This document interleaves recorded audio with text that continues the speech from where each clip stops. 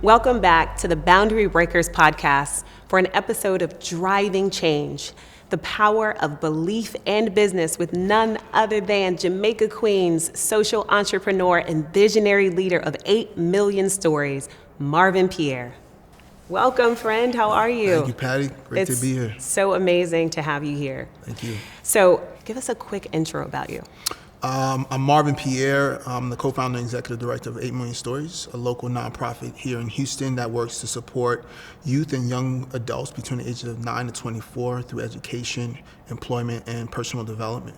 I've been in Houston since 2013, and have been, just enjoying the experience and the work that I've been doing locally here to help transform the lives of our city's most marginalized population of youth. So behind every boundary breaker is an origin story that is steeped in very rich values. So if you can open us up to yours and what shaped them. Yeah, if I could begin, I would probably have to go all the way back to South Jamaica, Queens. So I'm the proud son of 2 Haitian immigrants.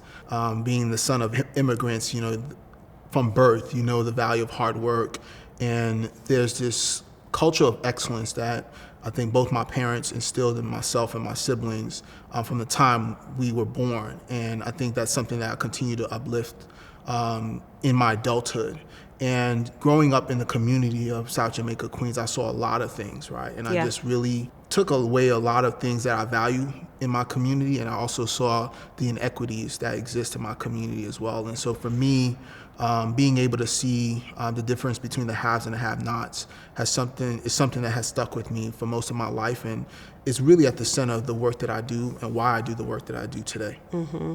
So it sounds like justice is a value of yours, and seeking equity and equality and access for people because of the experiences you had growing up, which I knew that your family had Haitian roots. My family has Jamaican roots. Okay. Yeah, the islands. So talk to us about some of your deep beliefs that your parents taught you that came from Jamaica Queens that fueled how you believe in and the genesis of 8 Million Stories. Yeah, I think for me, one of the beliefs that I think there's good in all of us, right? I think we all have this genius within all of us. And I think it's, whether it's going to be our circumstances, our loved ones, or a transformational teacher or coach that's going to unlock that genius. And I think for me, when I think about my upbringing, the people that played that role were educators, my mother, and my coaches and mentors. And for me, that has really continued to stick with me in the work that I do now, especially when I look at our most opportunity youth.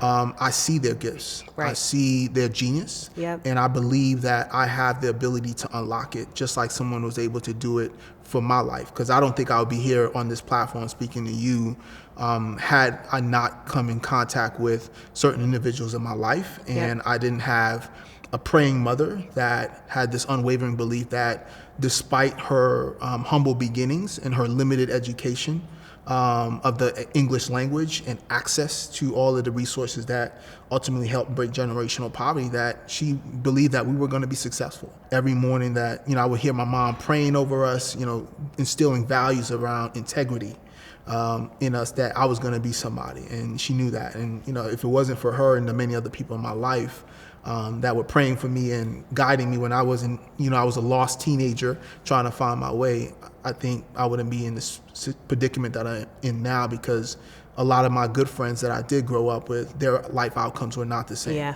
Yeah.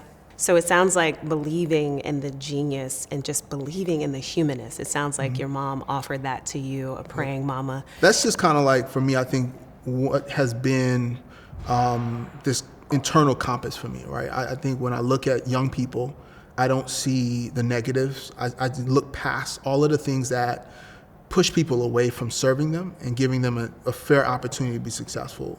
When kids walk through my organization's doors, I don't care about the fact that they committed armed robbery.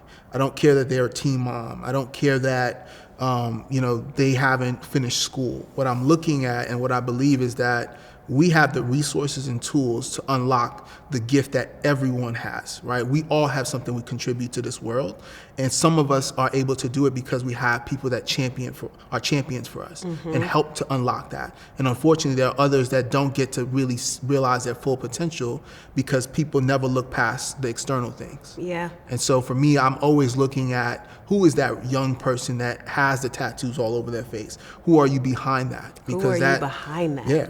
So when I look at all my kids, they're just kids, right? But they are hardened because adults have failed them, school systems have failed them, communities have failed them. Speak. And so they guard themselves, and rightfully so. Yeah. And so we do that work of, releasing that protective layer that they put on and say, hey, this is not the kind of place that will judge you. We reserve all judgment. Everyone is in the same boat. There's nothing you have done I've never heard or seen. So welcome to 8 Million Stories, and let the transformation begin. I know that, knowing you personally as a friend, but also having done, research, your 8 Million Stories exists to disrupt and intervene and create a different pipeline than the school to prison pipeline. But for our listeners, let's start with some anchoring language. What is the school to prison pipeline?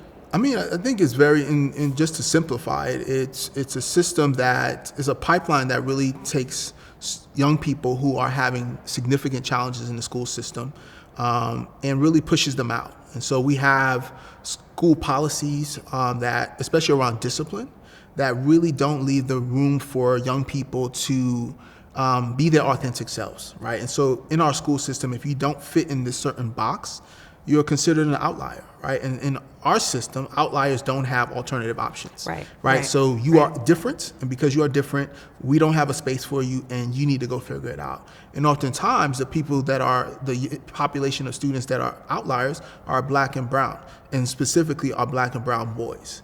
And so we see from the early stages of elementary where, if our boys are not able to read on third grade level or higher, they have a higher likelihood of being a part of that pipeline because you start to fall further behind academically. And they also have some behavioral challenges that, by the luck of the draw, you're either going to have a teacher or a school that has the resources to meet those behavioral needs, challenges. And if you don't, unfortunately, you're going to find yourself having a very challenging time in school. And unfortunately, that elementary and middle school is such an a delicate stage of a young person's life that if we don't get that right, it doesn't build a strong foundation for them to ultimately continue to stay in school. And so when I look at a lot of my students, they didn't start getting into trouble in high school. It started in third grade, second grade, where that real disconnection started, and there was no intervention around that. And so because we don't have the resources to do the intervention that is required to keep our kids in school instead of suspending them or sending them to district alternative schools, we start to see the number of young people being referred to the justice system or just completely disconnecting from traditional schools increase year over year. And unfortunately, the school to prison pipeline is not a new term. The term was first coined in the 1990s in response to zero tolerance policies that directly and indirectly push students out of school and on a pathway to prison with a disproportionate impact on students of color. According to the ACLU, Black students are suspended and expelled 3 times more than white students. And students who are suspended and expelled for a discretionary violation are nearly 3 times more likely to be in contact with the juvenile justice system. Organizations like 8 Million Stories are creating a new pipeline for children, a pipeline built around humanness, justice, equity, and freedom of choice. Through holistic teaching methods, 8 Million Stories increases high school graduation rates and expands access to higher education for Houston youth while positioning students for gainful employment. Supporting 150 students a year, boundary breaker Marvin Pierre says it best. 8 Million Stories is, indeed, small but mighty. And it sounds like what you're trying to do is erase this idea of luck, right? And you're trying to position all the resources to say, you can reconnect, we will re-engage, and you can be you here. Tell us how 8 Million Stories does that. I think for us, unapologetically, we put students at the center of everything we do. We remove all these systems that restrict kids and also send a message to them that we're afraid of them. Right? When we think about systems where they've got to walk in a straight line, they've got to have a silent lunch, that is what are you projecting to that young person is that you are afraid of them and that you are afraid of not being able to redirect them. That if you are in a situation where you have to redirect a child or a student, they're not going to be responsive or respectful to that request. And for me at 8 Million Stories, one of the things that I was intentional about when we started the program, especially designing the culture, was that everything that all the systems that I was a part of as an educational leader, that we would not bring those into our space. I didn't believe in them. And it took me separating myself from the system. So I went through charter schools and I realized that this is not how children should learn. And I realized also that not all children are learning this way. When you look at who is having all these restrictions of lines, it's only the black and brown kids, right? You go on the other side of the bridge, and those schools, kids are actually empowered to, explore and create. Kids go out to the playground. Unsupervised. They're eating lunch. They have a lot of agency. That's one of the things that is a, challenge for me, and something that really pains me is like when you go into our schools, especially our most under-resourced schools, it's all of these rules and it's all about behavior. Then why are they here, right? If you're limiting how they think, how they walk, how they talk, then what is school for, right? And what are you unlocking in that young person, right? And so when we look at when they get to the stages of high school or beyond that, right, into the workforce, they're not able to think critically. They're not able to engage in high-level conversations because they've never had to engage in that dialogue that really pushes their thinking and really makes them think about, what the world is and how do they see themselves in it. We talk about, we want our kids to be leaders of our community. How are you going to do that when you limit them, what they say, what they do, what they have access to, right? I'm not going to see this community as an asset. Right? It's a limiting thing for me, right? Because they never let me be who I was. They never let me be me. Right. So you've walked me through this before, and it's genius, and it's such a personal take on how you engineer the conditions and the environments of 8 Million Stories for its students. Like, give me a rendition maybe of a day in the life of a student at 8 Million Stories. Yeah, I mean, everyone comes in, they check in, and at the front desk is our front desk manager, and usually that's Miss Garrett, and she's like the mom for everybody, right? And so she is a great temperature check for students. She can really assess where students are when they're coming to us. And sometimes kids have different energy that they're bringing, right? Maybe I just got into an argument with my mom or boyfriend, and I'm bringing that into the building. And so how do we regulate that from the moment we interact with them and say, hey, it doesn't look like you're ready to engage in whatever we got going on for today.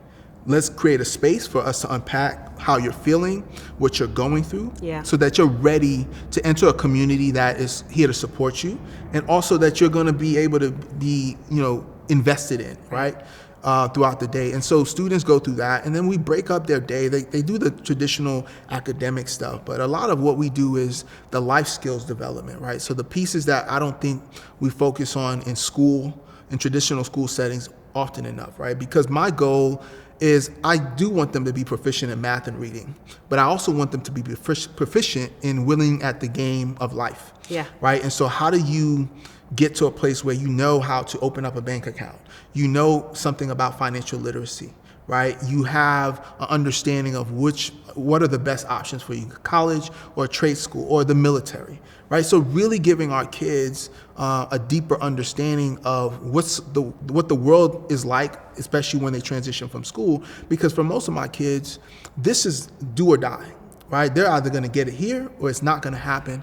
And I also want to make sure that when they do get it with us, that they're ready to self-sustain, because most of them are not transitioning into a system of support. We are that support, right? Until they figure it out, because they don't have that immediate family that's going to really put them on a path to continuing that trajectory of breaking generational poverty. So there's a lot of things that we do at 8 Million Stories that really is non-traditional, and we remove that intentionally. And I think the other thing too that is unique about us is that we create a space to really truly elevate student voice, right? I think that's something like we Yes. casually throw out there, Yes, like, oh, we yes. believe in student voice. And what does that look like? It's a club, you're a president of a club, they get to make suggestions. That is not true student voice, Yeah. right? I think about my first year in 8 Million Stories, and here we go again, bringing back some of these systems that didn't work for my kids, and I learned it very early on. And, you know, we had these things where, we're gonna have uniforms, they're gonna wear khaki pants, belts, black shoes, and we're just like, okay, this, because that's all we knew. Right, And the right. first day of school, Right. kids were coming in the building, some had jeans on, no belts, completely out of uniform. And I was like, where's everybody's uniform? And one kid respectfully said to me, like, Mr. P, can I tell you something? No disrespect. Like, what is a khaki? And he just literally told me, he was like, sir, I don't like school. So the fact that I'm here is a win for you. Like, and I went back to my office and I said, scratch everything. Yeah. Like, we're gonna probably just have a 8 Million Story swag shirt, and we're doing jeans, sneakers, and we're just gonna, and belts. Yeah. And that was it. I learned that, this ain't about me. Yeah. This is about them. We're still trying to figure it out. You know, I think, how we project ourselves externally, I think it's a great way. I mean, we're doing great work, but we also know that there's a lot of things that we still got to get right, and that despite the success of our students, they're still going through a process, right? You know, I have kids that I've sent off to college that ended up back in prison, right? And so there are heartbreaking stories for us that we don't, outwardly talk about, but internally we know that, getting them to the finish line, or what we say is consider as the finish line, is graduation. It's really not, right? Because it's really getting them to a space of self-sustainability and shifting their mindsets that, they're not, they're removing themselves from this imposter syndrome, right? When I think about one of my kids that we sent off to college and, unfortunately is now back in prison, I think it's the imposter syndrome, right? They don't feel they're good enough, right? And they lean into what they know. And sometimes, the system and the challenges are bigger than us. And so the work is continuous. When we graduate kids, the work is not over. It's just beginning. Yeah. Because now they're realizing that support system that was there every day is not there every day, but it's still accessible. Right. But now they have to figure out life, and you realize like a lot of our kids are actually really afraid of that. Yeah.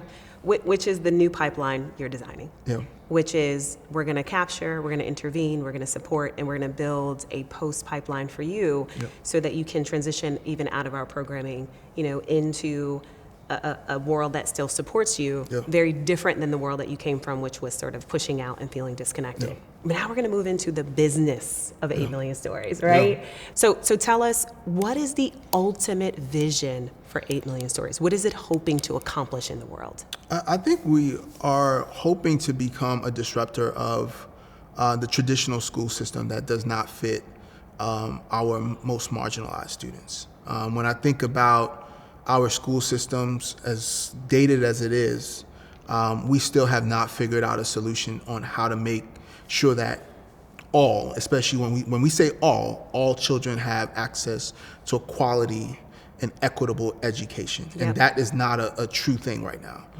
especially in the city of Houston. And we see that every day, and especially in our most under-resourced communities. And unfortunately, when students are not finding success in those settings, what is the alternative? And so my vision is that 8 Million Stories has its place in Houston, and ultimately, like, this model can be scalable to other cities where every other school district can build their own version of an 8MS to really make sure that despite challenges students are facing in a traditional school system, all is not lost. Right. We have an alternative option. Right. That can equally give you access to a quality education that doesn't make you feel less than. Right. And that's one of the things that I think is unique about 8 Million Stories. When you walk in it, the building, our space, and our websites, anything we put out, it is intentionally of high quality, because I want the kids, but most importantly, the world, to see my students through an asset-based lens. I don't care what they did, they deserve a quality education. Yeah. Right? They didn't sign up to be born into poverty. They didn't sign up to be born into a gang. Conditions were set up for them to have no alternative option but to do just that. Yep. Right. And so because when they walk in 8 Million Stories, I am not only speaking it, but I'm also living it out loud that you have another chance. Right. This all is not, your life is not over. And when they look at like, wow, this place is clean, it smells good. You're giving us all these quality things that I didn't even get at my home school. Yes, because you deserve it. Right? Because when you look at anything that has the name of alternative learning space, Right. it's not nice. Right. Right? It looks almost close to, if not a prison. Right. Right? And you want kids to feel hopeful. Right. I will never feel hopeful in a space that doesn't project that. Right. And so what you're describing is you are essentially, for students who may be pushed out of their educational experience, 8 Million Stories actually has its own building or an offset of a building within Houston Independent School District. Yep. And if kids are pushed out, you're saying, I want this space to call them in. Give us a little bit more tangibility about it. How many students do you serve per year? So our target number every year is 150 students. Okay. And we call ourselves small but mighty. And it's intentionally designed to serve a unique set of number of students because we don't feel that, we feel like if you supersize it, it diminishes the value of community, which is what most of our kids, if not all of them, are seeking when they come to a place like 8 Million Stories. I want to be seen, I want to be valued, I want to be supported. And they have to feel that. And that's one of the reasons why they disengage from larger schools or schools in general, because people don't see them. They're like a big fish or a small fish in a large pond. And I can be unique, right? I can be different, right? Every kid has their unique journey that they're taking. They have their unique behavior styles, personalities, and it's all welcomed because we set the foundation through our onboarding that we're one community and we're going to have differences. So talk to me about that. What is unique about your business model? I know that there are 3 different services that you offer kids that essentially turn into your value proposition, which is when you come here, you get these 3 things in order to get this at the end. Walk us through that. Yeah, so there's 3 areas that we focus on, the educational piece. And so one we have a high school dropout prevention program that we work with the district on, and then we have our GED program. So that's really for students or young adults who really don't have the interest of completing their high school diploma and really want to fast track their education so they either can transition to the workforce or college. Then there's another piece where we have young people who have finished school but have really just been lost post-graduation, not working, may have gotten into trouble. And so our workforce development program, which is 8MS Works, gives them an opportunity to come into our program, get a vocational certification that leads to a high growth, high demand job that really ultimately helps them stay self-sustainable and break generational poverty. And the most special part of the work is the case management. So the personal development, where we're really taking kids on this journey of unpacking who they've been and who they want to be. Right? And so how do you get a young person who may have had so many shortcomings to understand, like, we can make this pivot? And how do we take them through this journey of getting there? One of the great things that I'm so proud of is now I have my first student alumni is a staff member, right? It's a part of my staff. And the second thing is I'm going to have my first college graduate, right? And so just seeing kids go through this journey, it's inspiring, right? Some of them have a lot of zigzags through their through their courses, and some go straight and get it. Tell us a little bit about this young woman. You told me about her before. Just tell us a little bit about her story. It's really powerful. Brianna's awesome. So Brianna was a student that came to us in our second year of 8 Million Stories, and she was in the kinder shelter, which is a homeless shelter for youth, and so really was going through some challenges at home. Because of that, was missing a lot of days of school, ended up in truancy court, so ultimately was on probation, and now was looking for a more sustainable route to get her to finish her school. And so she literally got her GED with us in like 2 weeks. She was brilliant. And it was very clear she was. And so the first time she came in, we were like, oh yeah, you're not gonna be here long. You're going to college. And so she applied to Southern and got in the spring semester. So literally, talk about business model. We were like still nickel and diming to try to build this thing. And here we come with a bill from Southern for I think it was like $7,000 or $17,000. And she couldn't go to school because she was applying in the second semester, so we missed the whole financial aid. Right. And so I said, we've got to bankroll this whole tuition this semester. And I told her, I was like, listen, Brianna, like, I got approval from the board to do this, but like, hey, you got to make sure this is going to be a return on investment. And I was like, you can't let me down. Like, you got to knock it out with school. And she did. First semester was on the dean's list and stayed on in her entire college career. And this past year, she did a study abroad for the summer in Ghana. And it was amazing. Like, she was working with young people. She interned the summer before, and she also was Miss College of Business. So we ended up going to Southern's homecoming, seeing her on the parade. It was just a full circle moment because we got one through, right? And that was our first one. And so now we have a bigger pipeline of kids coming through as well. I've got 2 boys who are now in the military. One's in the Navy and one's in the Army. They just started. So Brianna's story for me is like one of the things that I always go back to when you kind of have that moment where like, man, are we moving the needle? Are we doing the work? And she's the story of like, this is it. And then what I love too is that her story and who she's become as a young woman, she's now a mentor for the younger girls who are trying to figure out boy trouble. Am I going to school? And she gives them the clarity and like, hey, focus. Yeah, it was, as you were talking, I was just thinking about the full circle, but also the multiplier effect. One, it shows that your business model works, right? And if you can do that once, you as the visionary leader you are, who is breaking many, many boundaries, you can make that happen over and over again, which is what you're doing. But in all boundary breakers, you have to break something. You have to break it, you have to break up with it, and then you have to bridge. So talk us through that, if you can, quickly. What did you, in the last 7 years, what did you have to break in order to bridge? I think I think mostly it had to do with mindsets.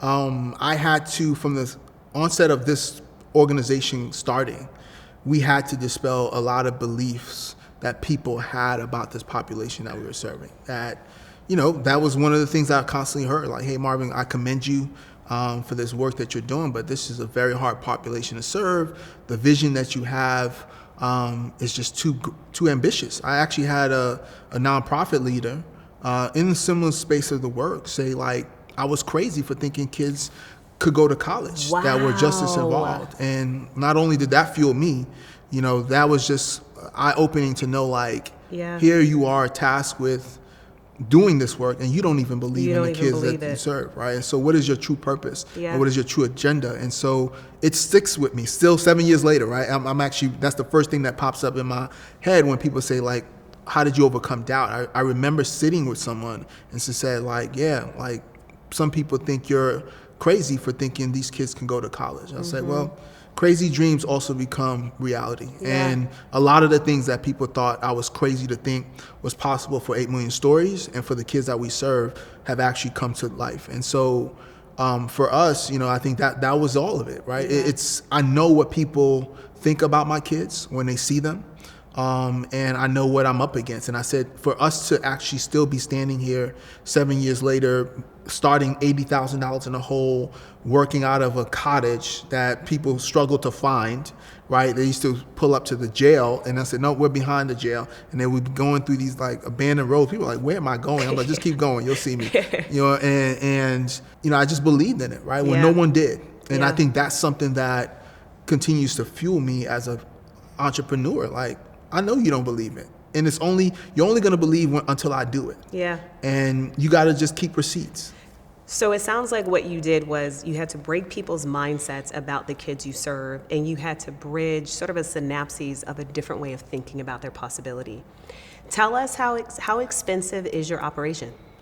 I mean, we are annually a $2 million organization, and that's, really leveraging a lot of partnerships. And I think if we don't have those partnerships, our budget is actually a lot higher because you got to fund that. Because you're not just offering education and workforce development, you've got to offer emergency assistance. Because if a kid can't figure out where they're going to live or sleep that evening, you're not a priority for them. You're not considered an asset in their ecosystem of support.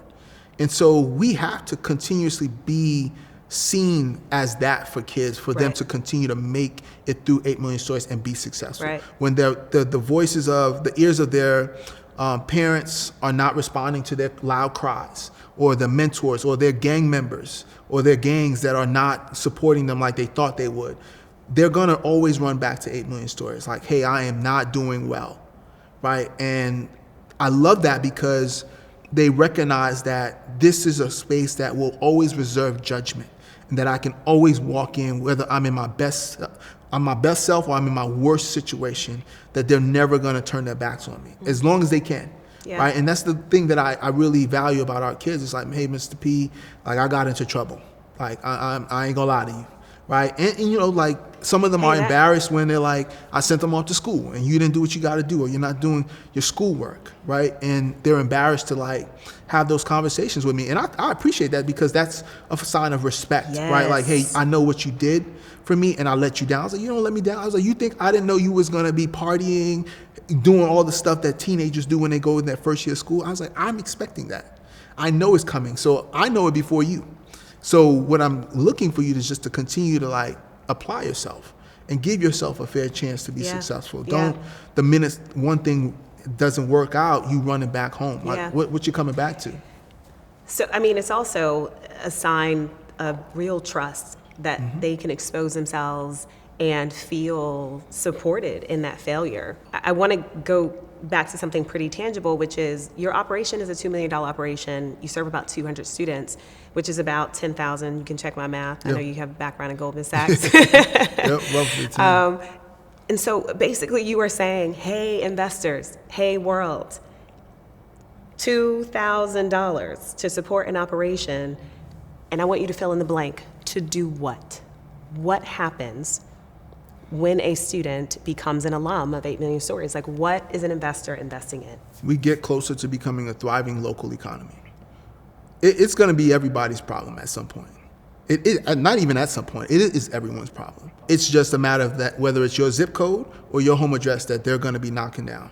When you have kids who are uneducated, growing up in systems or communities that don't have the resources that they need for basic survival, it's only a matter of time that they go hunting for a way to survive. So that's when we see high increases in crime, which is our reality right now in Houston. In the core of that, uneducated individuals. And so when I am putting a young person to college, I'm putting them through a workforce training program, I'm reducing the likelihood that they are going to disrupt our homes in our communities. Or and even you're looking reliance at, on municipalities. Yeah. Like, even reliance on the resources that it would take to and that's the other intervene on aspect, that. Yeah. right? Like, how much are we spending right now to just support people who don't have the basic education to find high demand, high growth jobs? Yep. Right? And that all stems from our educational experience. So the crime and the dependence on systems of care or support is going to just continue to increase. Yeah. And so for me, I want to be preventative, right? And I think about when we look around our city, there's very few organizations signing up to work with the most challenging students. At risk is very general, right? And people, he's just high poverty, but he's a great kid. I am talking about kids who have come out of maximum security, incarcerated for most of their lives, uneducated, teen moms, attitude issues. They're all a community of 8 million stories, and they thrive when they come here. Yeah. And they're not walking through a metal detector. They're walking through a community of love and high accountability. Yeah.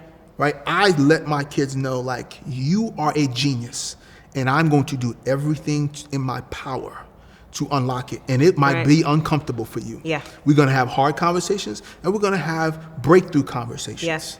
Right? And that's just a part of 8 million stories. Every kid's got a breakthrough. Yeah. So some kids come in, bought in and ready to go, and some kids are just a hard shell. Yep. And there's a day you're going to break that shell, and it's an emotional release. Yep. And from there, it's a whole different kid. And so for us, we stand in it, right? And so I think that's one of the things that when we look at individuals or donors who get our work, that's what they see. They see an opportunity for kids to redirect their lives, but they also see, how are we going to move away from a community that's dependent on governmental assistance, if we don't invest in this population. Yep. We're just pushing them out.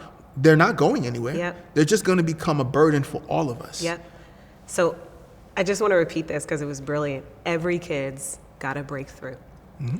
So the last couple of questions, what does it look like for 200 kids and with potential expansion on the way to be able to replicate this in different cities or different places across the U.S.?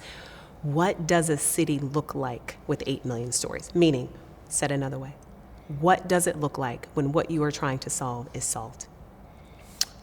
Kids thriving, communities thriving, gentrification being limited, right? We're seeing more communities that are under-resourced being able to thrive because you have a group of a population of young people that see their communities as assets, and that they play a critical role in building up those communities. That's what I want our cities to look like, and our youth to be that driving anchor, right? And that they see like, hey, we're a food desert. I'm gonna open up a grocery store because I have the skills now. Or there's a group of kids that are falling victim to gangs. I was also a part of a gang. I'm gonna start a nonprofit that really helps give kids the education and also the escape, the outlet to transition out of those situations that no longer serve them, right? And so we are going to be able to empower young people to empower themselves and transform our communities. Because when we look around, we're transporting people into our communities to change the way our communities are operating. And that is never sustainable, and that's never going to be something that people will value. Yeah, you're looking at homegrown change. Yeah. Okay, so last question, and then we are going to do something called surprise question. Mm-hmm. Where do you see yourself and 8 million stories in the next 3 years? Next 3 years, I hope to be serving more school districts. I think what we've done in HISD is amazing. Just considering we've only been there a year and we've got an opportunity to do this again this year. I think there's a need for us, and I think there's a way to work collaboratively with districts and giving kids that alternative space to thrive and have more breakthroughs. Yep. And I think for me, like, I'm on this quest, when I started in education, like Kobe was when he first started playing basketball, right? He had someone that he was always chasing. That was Michael Jordan. For me, my idol, or someone that I look up to in this work, is Jeffrey Canada. Yes. And I want to be the next Jeffrey Canada. Yes. Marvin, thank you so much for the work that you're doing, the resilience, the model that you are. Thank you for the belief of genius that you have and the breakthroughs that kids can have. I'm so happy that we have you here in Houston, and I'm so happy that you are still aspiring to change the world, sort of one city at a time, and cannot wait to see where that goes. We're going to transition into our last segment, which is called Surprise, which is a question that you get to choose. Feel free to chunk it if you feel like you've already answered it, but your choice. Check this out here. If you could be remembered for one thing, what would it be? I would say I want to be remembered as a hope dealer. Someone that, brought hope to the lives of people that I came in contact with, right? I think that's, the gift that God has given me to see the possibility in every situation, right? I think about starting as a nonprofit leader, in debt, starting an organization, and I never wavered from it, right? I just remained hopeful that what I was setting out to do was going to happen. Would it take longer? Possibly. Would it be challenging? Definitely. But it would come to fruition. And I think that's what I constantly lean into, is giving hope to anybody, whether it's kids, staff, communities, that whatever we want to set out to do is possible. And I hope with the work that I do at 8 Million Stories that I show that I can take the kids that everyone cringes on when they see them or when they hear about what they've done, that I was able to turn their lives around. And that fuels people to say that if he can take the most challenging populations of young people in a city that is the 4th largest in the country, Right. What's stopping me from accomplishing what I'm trying to do? What's stopping you? Yeah. Thank you so much, Marvin. Thank you for being on the show. We'll see you next time. Thank you. And that's another episode of Boundary Breakers Podcast, where we are elevating the stories of game-changing business leaders working towards the social good. These boundary breakers have defied the odds, transformed social norms, and created a way for themselves and others by breaking boundaries and building bridges. As you've heard, boundary breakers rarely get there alone. If you are in need of an executive partner and coach to break boundaries in your respective industry, visit our website, breakingbounds.com. You can hear more boundary breaking stories by following us on YouTube, Spotify, and Apple Music.